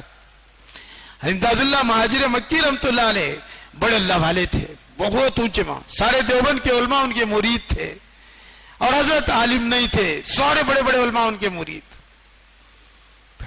سنتوں کے اہتمام پر, اللہ کے تعلق پر, اللہ کے ساتھ پہ جڑ کر اتنا مقام حاصل کر لیا. پورے منہ میں دانت نہیں تھے, مسواک نکال کر ہر وضو میں ہر وقت میں مسواک پھیر رہے ہیں. مریدین نے پوچھا حضرت آپ کے منہ میں ایک دانت بھی نہیں ہے, آپ مسواک پھرا رہے ہیں. فرمایا ساری زندگی مسواک نبی کریم صلی اللہ علیہ وسلم کی, آدم سے لے کر محمد صلی اللہ علیہ وسلم تک ہر نبی نے مسواک کیا, اور میں مسواک نہ کروں, دانت ہو نہ ہو, میں اللہ کے نبی کی جو ہے سنت کو نہیں چھوڑ سکتا, تمام نبیوں کی سنت کو نہیں چھوڑ سکتا. یہ اہتمام تھا, مسواک ایک دانت بھی نہیں ہے منہ میں. اور آج ہمارے پاس 20 روپے کی مسواک لینے تیار نہیں. بعض لوگ تو مسواک کا مذاق سمجھتے ہیں کہ فرمایا کہ مسواک اتنی بڑی چیز ہے, تم 2 رکعت پڑھو 70 رکعتوں کا ثواب اللہ دے رہے. عجیب غریب شان. صحابہ کرام نے نبی کریم صلی اللہ علیہ وسلم کے ساتھ رہ کر پوری زندگی اپنا جان مال سب کچھ لگایا. تبوک کے موقع پر اعلان ہوا صلاۃ الجامیہ, صلاۃ الجامیہ.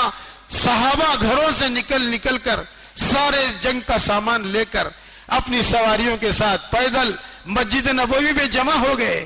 تقریباً 30,000 صحابہ مسجد نبوی میں جمع ہیں, اور مدینہ اس وقت میں چھوٹا, اس کی گلیاں چھوٹے. منادی اعلان لگا رہا نبی کریم صلی اللہ علیہ وسلم کی طرف سے صلاۃ الجامیہ, صلاۃ الجامیہ. حضرت عقیل رضی اللہ تعالی عنہ پہلے جنگوں میں جا کر ایک ہاتھ ایک پیر ان کا کٹ گیا تھا, صرف ایک ہاتھ ایک پیر کے تھے. ان کے کان میں آواز پڑی صلاۃ الجامیہ کی. پھر حضور نے تبوک کے موقع پر چندہ مانگا کہ اللہ کے راستے میں توشہ دو, اللہ کے راستے میں جانے والوں کو توشہ دو.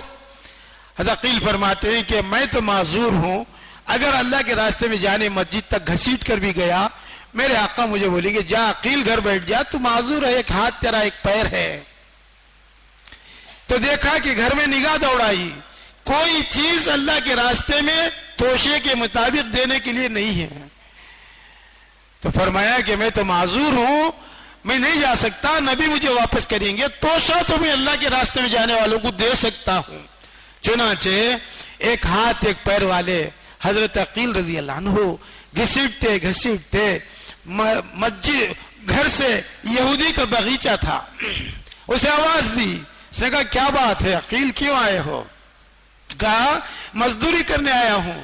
اس نے کہا کہ عقیل تو کیا مزدوری کرے گا, تیرا ایک ہاتھ ایک پیر کٹا ہوا ہے, اور مزدوری تو کیا کرے گا؟ کہا تو جو حکم دے, جو کام دے, میں کرنے تیار ہوں, آج مجھے مزدوری ہونا ہے. کہا کہ اس نے دیکھو یہ باوڑی ہے, بگیٹ رسی ہے, میں تم کو ڈال کر دوں گا, تم ایک بگیٹ کھینچو گے, ایک کھجور اس کے بدلے میں تمہیں مزدوری میں ملے گا. کھجور ایک بگیٹ پر. راضی ہو گئے, اس نے بگیٹ رسی ڈال کر دے دی, بیٹھ گئے زمین پر, بیٹھے ہی تھے. اب ایک ہاتھ سے رسی کھینچا, دانتوں میں رسی پکڑی, 5 بگیٹ کھینچا, اور 5 بگیٹ کھینچنے کے بعد اس سے کہا اب میری مزدوری مجھے دے دے, میرا کام بن گیا. تو اس نے کہا میرے درختوں کو پانی تک نہیں پہنچا اور تم چلے جا رہے ہو. کہا نہیں, مجھے کھجور اور میری مزدوری مجھے دے دے, تیرے درختوں کو پانی پہنچنا نہیں پہنچنا میرے ذمہ نہیں ہے. ہر بگیٹ پر ایک کھجور. اس نے 5 کھجور لا کر دے دیے. حضرت عقیل رضی اللہ عنہ نے ایک کپڑے میں وہ 5 کھجوروں کی پوٹلی باندھ لی, اور گھسیٹتے گھسیٹتے مسجد نبوی کے دروازے پر پہنچے, اور جا کر بیٹھ گئے. اللہ کے نبی علیہ السلام بیٹھے تھے منبر پر. حضرت بلال رضی اللہ عنہ آپ کے خاص خادم وہ بازو میں تھے. حضور صلی اللہ علیہ وسلم نے فرمایا کہ بلال عقیل معلوم ہوتا ہے دروازے پر, جاؤ پوچھو وہ کیوں آیا ہے. حضرت بلال پہنچے, پوچھا کہ عقیل بات کیا ہے, تم کیوں آئے ہو؟ اللہ کے نبی نے پوچھنے کے لیے بھیجا ہے. تو حضرت عقیل نے فرمایا اللہ کے نبی کے منادی نے صلاۃ الجامعہ کی آواز لگائی تو میرے گھر میں اللہ کے راستے میں جانے والوں کے لیے کوئی توشہ دینے چیز نہیں تھی. میں مزدوری کر کے 5 کھجور لایا ہوں, اور یہ 5 کھجور اللہ کے نبی کی بارگاہ میں پیش کرنا, میں تو اللہ کے راستے میں نہیں آ سکتا. میرے آقا سے کہنا کہ یہ کھجور. حضرت بلال فرماتے میرے آنکھوں میں آنسو آئے, اور میں دیکھ رہا تھا بلال رضی اللہ عنہ دیکھ رہے عقیل کے کپڑے گویا پانی بگیٹوں کا ان کے کپڑوں پر ڈالا گیا ہے, بھیگ گئے ہیں, اور دانتوں سے منہ سے خون ٹپک رہا ہے, خون آ رہا ہے. تعجب سے پوچھا کہ عقیل یہ کیا بات ہو گئی, اتنے کپڑے تمہارے بھیگ گئے اور تمہارے دانتوں سے خون آ رہا ہے, آخر تم نے کیا کر لیا؟ کہا بلال بات یہ تھی کہ میرے آقا کے منادی کی آواز پر میں اللہ کے راستے میں جانے والوں کو توشہ دینے کے لیے یہودی کے باغیچے میں گیا, پانی سین رہا تھا, ایک ہاتھ سے کھینچتا, میرا دوسرا ہاتھ تو تھا نہیں, میں نے اپنے دانتوں میں رسی کو پکڑ لیا, جس سے میرے دانتوں پر جو زور لگا, میرے دانتوں میں جو زور لگا, جس سے دانتوں سے خون نکل آیا, اور ان بگیٹوں کی کھینچنے میں میرے جسم میں طاقت لگی, پسینہ چھوٹتے پسینے میں میرے کپڑے شرابور ہوئے ہیں, کوئی پانی نہیں گرا ہے. اب یہ جملے جو سنے تو حضرت بلال اپنے آنکھوں میں آنسو لے کر وہ توشہ حضور کی خدمت میں پیش کیے. حضور صلی اللہ علیہ وسلم بھی رو دیے, صحابہ کا مجمع بھی متاثر ہوا, آنکھوں سے آنسو بہ رہے ہیں. اللہ کے نبی نے فرمایا آج عقیل یہ کھجور نہیں لاتا, اللہ قیامت میں اس کا پوچھ نہیں کرتے, یہ عقیل جو لے کر آیا ہے, اے اللہ میرے صحابہ معذور ہونے کے باوجود بھی تیرے راستے میں جان کی بازی نہیں لگا سک رہے ہیں, تو مال کی بازی لگانے میں اپنے جسم کو اس نے اتنا تھکایا اور خون بہایا. اے اللہ عقیل کے یہ چھوٹے سے یہ اس کے اخلاص کی برکت سے یہ جو مسجد نبوی میں انبار پڑا ہے کپڑوں کا, کھجوروں کا, چیزوں کا, اس پر وہ کھجوریں ڈال کر فرمایا کہ اللہ بلا عقیل کے حق میں اس کی قربانی سے مال میں برکت عطا فرما. صحابہ وہ تھے جنہوں نے اپنی زندگی میں معذور ہونے کے باوجود جہاں جان لگانا پڑا, مال لگانا پڑا, وقت لگانا پڑا, اس کے لیے تیار ہوا کرتے تھے, دریغ نہیں کی, اس میں کوئی کمی نہیں کی. میرے دوست بزرگوں, اسی طریقے سے ایک انصاری عورت پردہ اوڑھ کر 2 سال کا بچہ کندھے پر ڈال کر مسجد نبوی میں دروازے میں آ کر کھڑی ہو گئی. رسول کریم صلی اللہ علیہ وسلم نے فرمایا جاؤ بلال, وہ اللہ کی بندی کون ہے پوچھو, کس خاندان قبیلے سے ہے. حضرت بلال جا کر پوچھا مائی کون ہو؟ کہا میں فلاں انصار قبیلے کی عورت ہوں. فرمایا کیا چاہتی ہیں؟ فرمایا بلال آقا صلی اللہ علیہ وسلم کا منادی مسجد سے نکل کر مدینے کی گلیوں میں صلاۃ الجامعہ کی آواز لگایا, لوگوں اللہ کے راستے میں چلنا ہے, جمع ہو جاؤ. تو میں دیکھ رہی تھی ہر گھر سے جوان بوڑھے بچے شوق میں جذبات میں جنگ کے سامان اپنے سواریوں کے ساتھ مسجد تک بڑھ رہے تھے، لیکن میری آنکھیں ترس رہی تھی اور میں اپنے گھر سے کسی کو نہیں بھیج رہی ہوں۔ بلال میرا شوہر تھا، میرا بیٹا تھا، میرا بھائی تھا، میرے بچے اور سب کا خاندان میں جتنے میرے مرد حضرات محرم تھے، سب پہلی جنگوں میں اللہ کے راستے میں جا کر ایک ایک ہو کر شہید ہو کر چلے گئے۔ اب میرے گھر میں کوئی نہیں بچا۔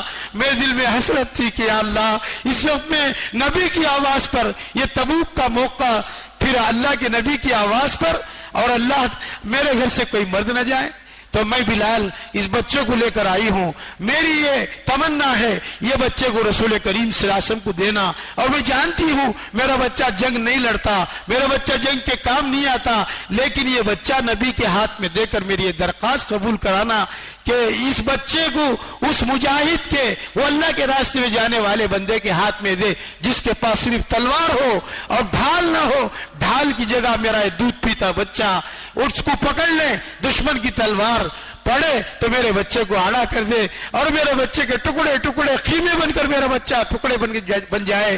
میری بڑی خوشی عین تمنا ہوگی، کل قیامت بھی اللہ پکارے گا، اے انصاری فلاں نام والی بندی، تو نے کیا کیا؟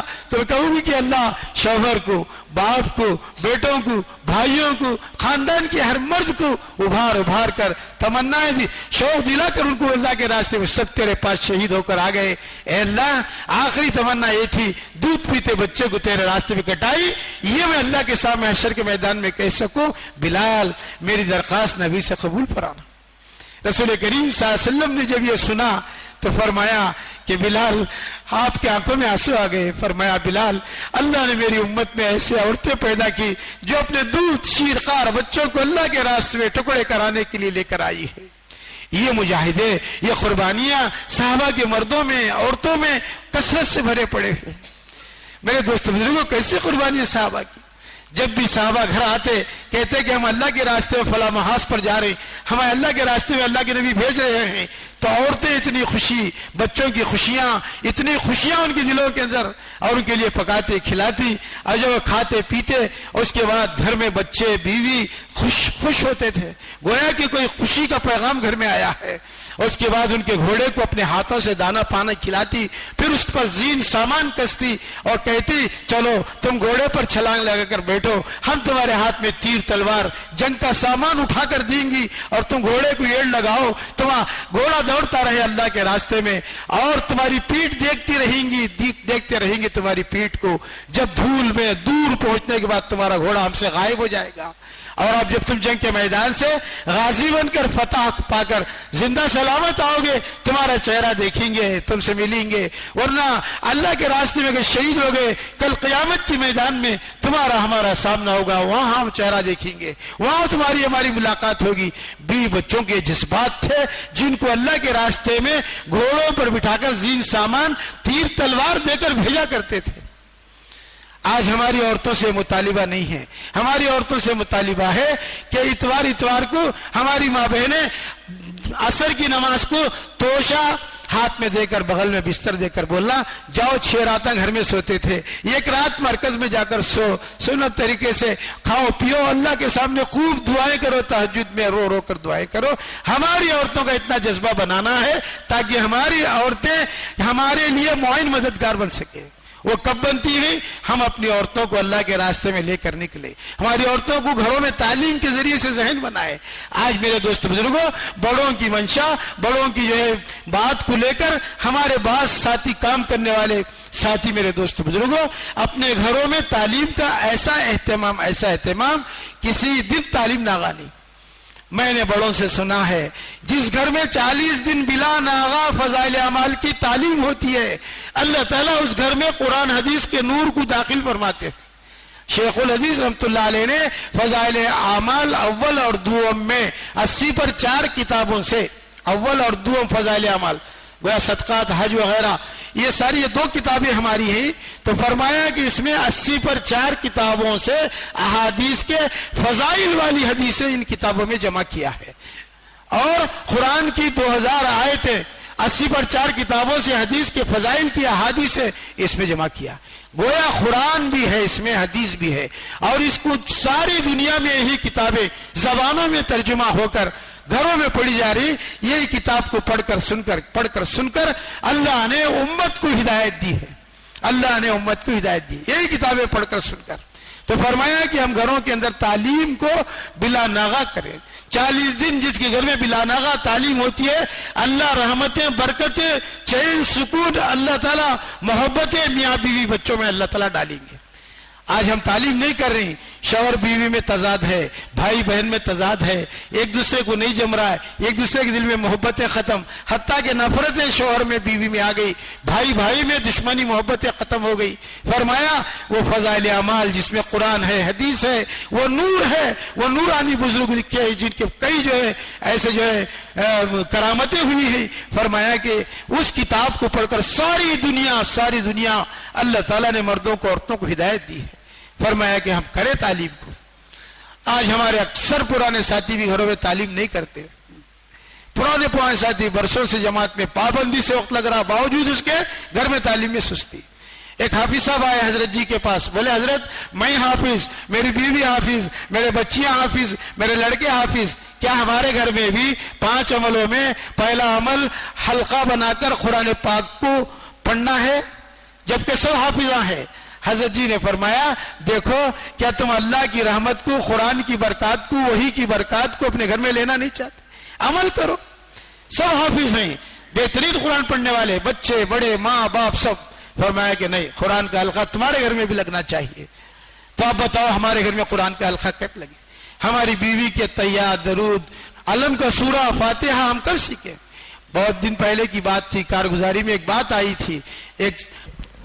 एक मौली साहब थे, फरमाया कि वो जमात का जहन नहीं था, और जमातों के ताल्लुक से वो उनकी ऊंच नीच बातें करना, जमातों की कमजोरियां लेना, जुमा में बयान करना। अल्लाह उन बात बंदे ऐसे होते। तो एक मरतबा जमात मस्तूरात के ही महल्ले में, मस्तूरात की जमात है, तो ये मौली साहब एहतमाम से भेजे बीवी को, तुम्हें जाको वो औरतां के क्या क्या कमजोरियां हैं कि आको तुम्हें सुनाओ, मैं जुमा में बयान करता हूं जमात वाले की कमजोरियां, औरतों की कमजोरियां। अब इनकी बीवी शौहर की तात में गई। अब जब गई तो वहां माशाल्लाह कुरान का हल्का चल रहा था, मस्तूरात की जमात थी, कुरान का हल्का चल रहा है। हल्के में उन्होंने कहा बड़ा इकराम किया, इस्तेकबाल के लिए औरतें बैठती हैं, एक औरत को रखा जाता है एक मस्तूरात, तो उन्होंने उनका इस्तेकबाल किया, बहुत मोहब्बत की। मगर घर गली वाले महल्ले वाले तो जानते थे कि ये फला मौली साहब की बीवी है। आई हल्के में जोड़ लिया, इकराम करके बड़ी मोहब्बत दी, जोड़ लिया। और जब जोड़ लिए तो फिर क्या हुआ, अब उन्होंने अब सूरह फातिहा शुरू की। अब सूरह फातिहा में अल्लाह की बंदी मौली साहब की बीवी के 5 गलतियां निकले। कितने निकले? 5 गलतियां निकले।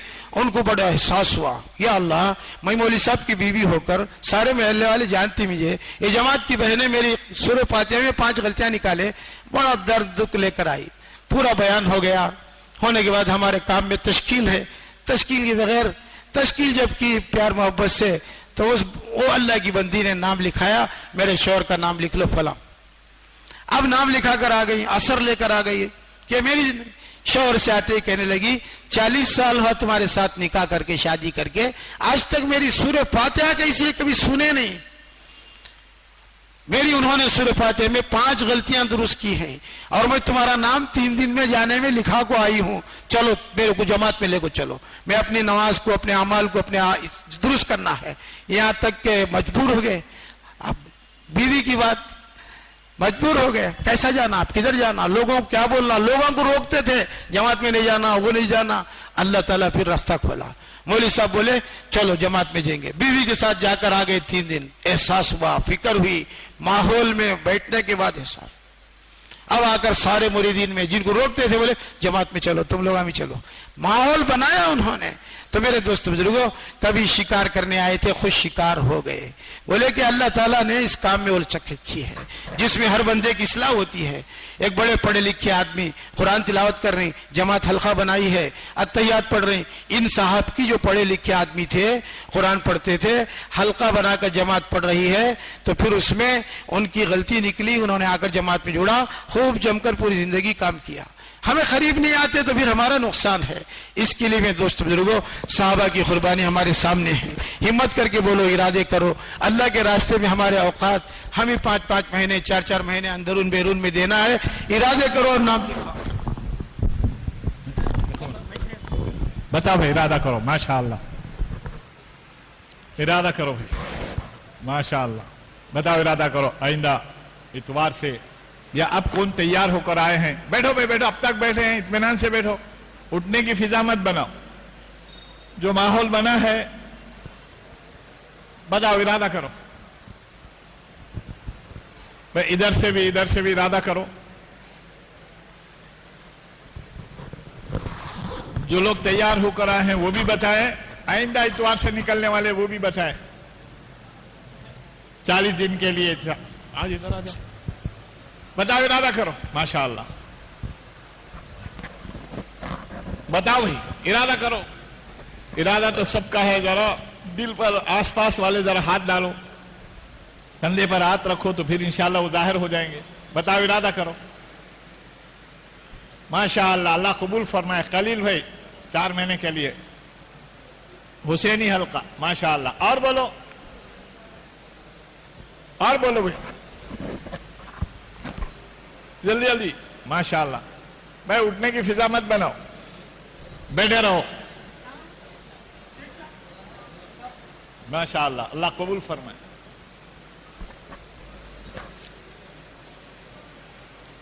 اور بولو, اور بتاؤ.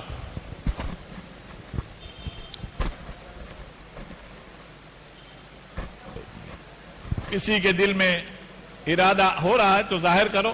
ماشاءاللہ. کیا نام؟ محبوب بادشاہ. ماشاءاللہ. اور بولو.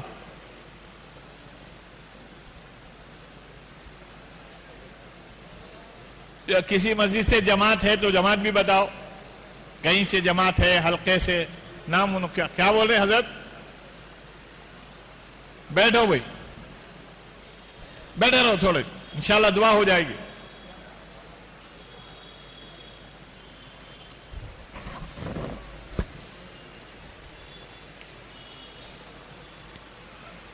معلوم یہ ہوتا ہے کہ سب کا وقت لگ گیا. بتاؤ بھائی, ارادہ کرو. کیا نام تمہارا؟ ماشاءاللہ. ماشاءاللہ. اور بولو.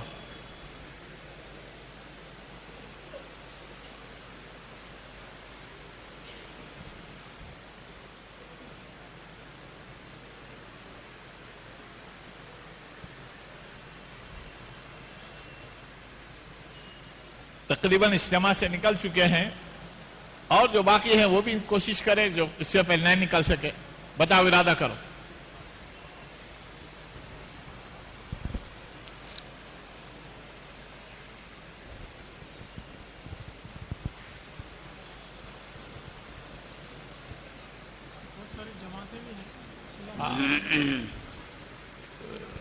باہر سے آئی ہوئی جماعتیں بھی ہیں, چلے کے لیے آئے, 4 مہینے کا ارادہ ہو گیا تو ارادہ کرو. اجتماع سے عزائم کرے تھے, نکلنا تھا, نہیں نکل سکے, وہ بھی بتاؤ. بتاؤ بھی, ارادہ کرو. ماشاءاللہ.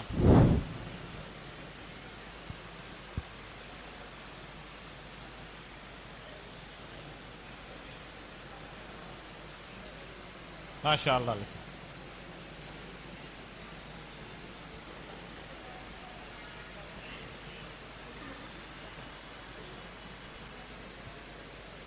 اور بولو. ماشاءاللہ. حضرت کا نام.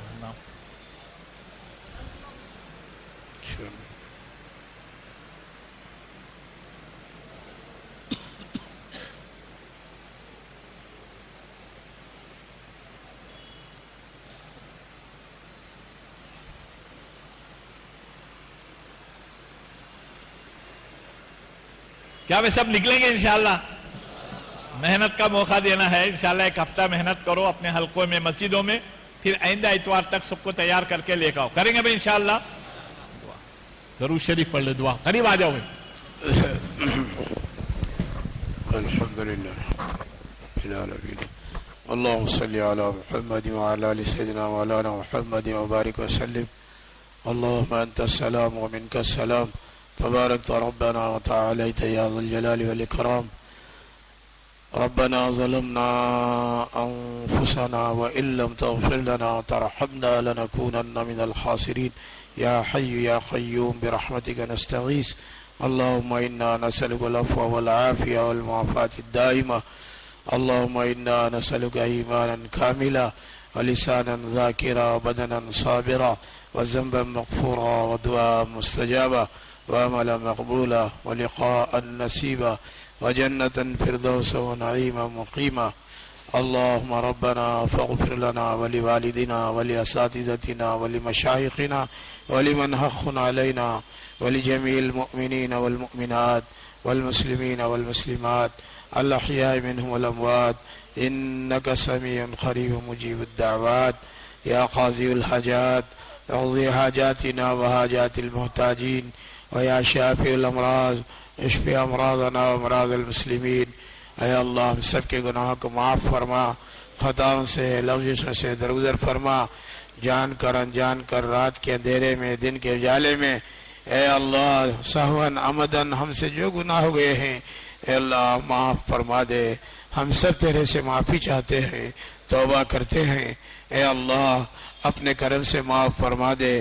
باقی زندگی تیرے احکامات پر اے اللہ چلنے کی ہدایت عطا فرما.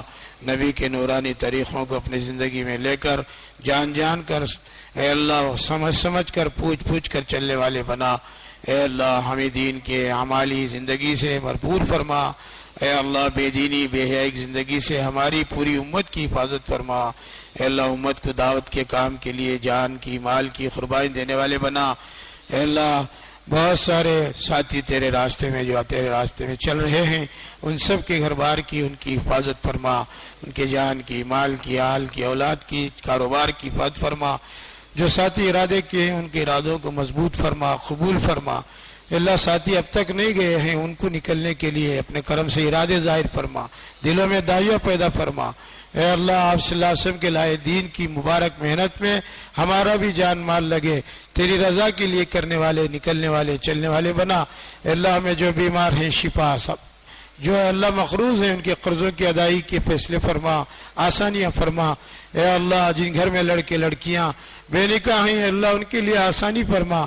دونوں کے لیے نیک جوڑوں کا انتظام فرما. اے اللہ ایک نوجوان بہت سارے پڑھ کر بیٹھے ہیں، کمائیوں کا نوکریوں کا انتظام فرما. اے اللہ ان کے ماں باپ بوڑھے ماں باپ ان کی کمائی دیکھنا چاہتے ہیں. اے اللہ جلد سے جلد ان کی کمائی کے راستے کھول دے. اے اللہ ہمیں پاکیزہ زندگی پاکیزہ ماحول نصیب فرما. غلط زندگی سے غلط ماحول سے ہماری پوری امت کی خاص کر حفاظت فرما. اے اللہ ہمارے آقا صلی اللہ علیہ وسلم نے جن لین سے امت کے لیے قربانیاں دلوا کر صحابہ سے ایک نمونہ بنایا، اے اللہ ہم بھی اپنے پچھلے والوں کے لیے ایک نمونہ بننے کے لیے ہمارے جان کو مال کو قبول فرما. ہماری کمزوریوں کو ہماری کوتاہیوں کو ہماری غلطیوں کو معاف فرما. دعوت کے کام کے لیے اے اللہ جو اصول ہیں اے اللہ جو صفات ہونا ہے وہ صفات و اخلاق ہمیں نصیب فرما. اچھے اخلاق عطا فرما. اپنے بوڑھے والدین کی خدمت کرنے والے بنا. جن کے والدین نہیں ہیں ان کے حق میں دعائیں کرنے والے بنا. اللہ بھائیوں کے ساتھ بہنوں کے ساتھ اچھا سلوک کرنے کی ان سے ملتے جلتے رہنے کی توفیق عطا فرما. ہمارے اے اللہ ہر گناہ ہر خطا کو اپنے دریائے رحمت سے معاف فرما کر باقی زندگی اے اللہ ہم سب کو تیرے حکموں پر موت تک چلنے کے لیے قبول فرما. توفیق عطا فرما. ہدایت عطا فرما. اے اللہ جو کچھ مانگنے سے رہ گیا ہے وہ ہمیں عطا فرما. ہمارے آقا نے جن خیر کی لین کی دعائیں امت کے لیے مانگی دی ہیں مانگنے کا حکم دیا ہے وہ سب ہمیں عطا فرما. اور جن شرور سے فتنوں سے حسد اور کینے کپٹ سے تمام جڑ برائیوں سے ہم سب کی پوری امت کی اے اللہ پناہ نصیب فرما. ہم سب کی حفاظت فرما. ہماری دعاؤں کو اپنے کرم سے اپنے فضل سے اپنے آقا سے عاشق صدقے میں قبول فرما. وصلی اللہ تعالی علی خیر خلقہ محمد وآلہ واصحابہ اجمعین. سبحان ربک رب العزت عما یصفون وسلام علی المرسلین والحمد للہ رب